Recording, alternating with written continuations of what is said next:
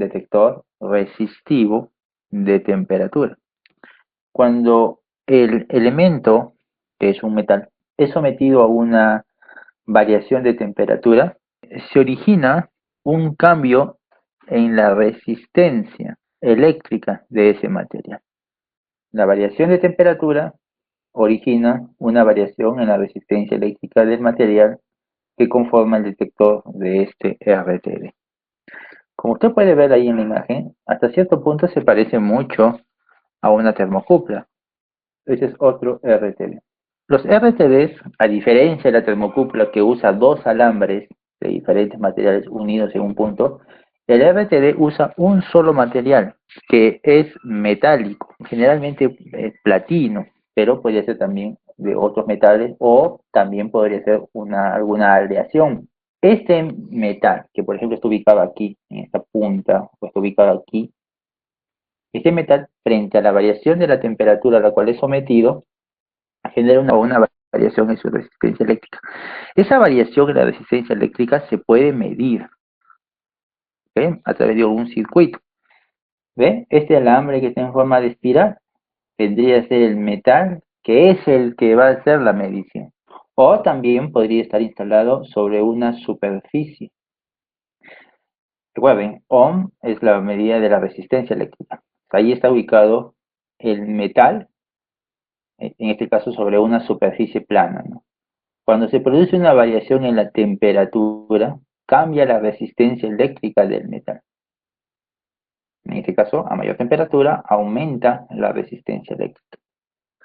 Y esa variación se puede medir a través de un circuito. Ese es el principio que siguen estos detectores resistivos de temperatura.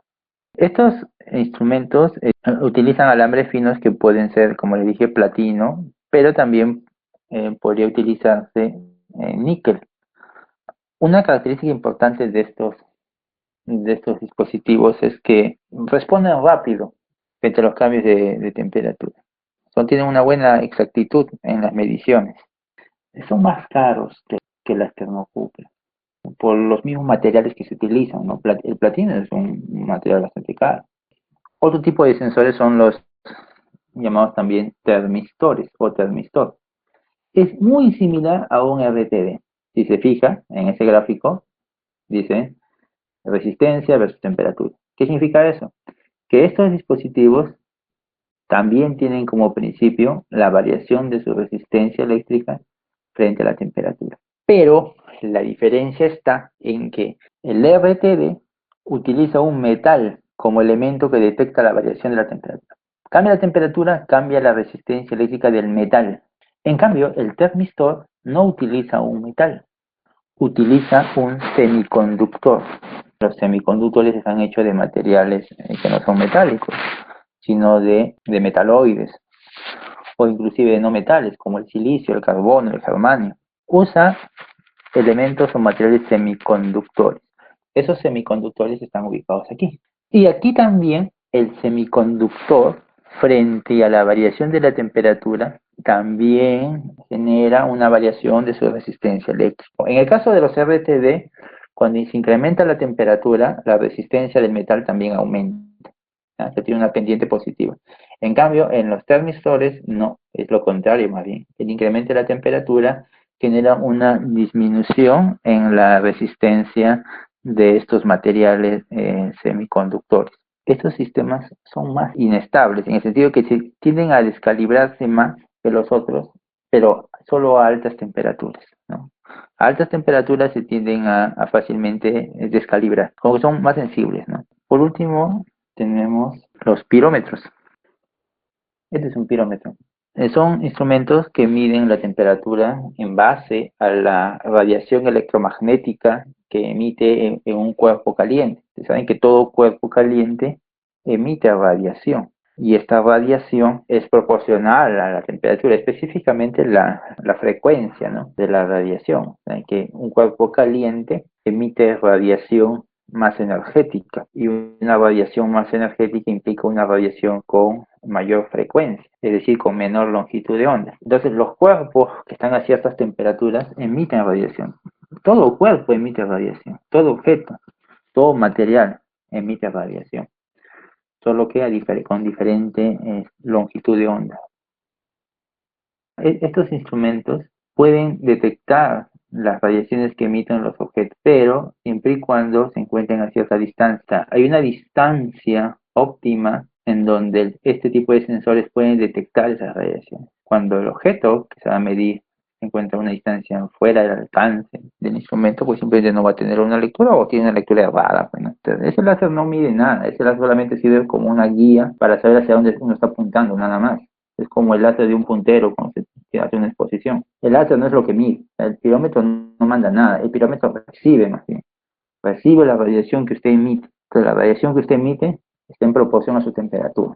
¿Dónde se utiliza más esto? Pues en aquellos ambientes en donde pues tal vez es un poco complicado colocar un termómetro, una termocúpula, un RTD. Por ejemplo, un tanque que almacena un fluido caliente, ¿no? Y usted quiere saber cuál es la temperatura en la pared, pues, ¿no?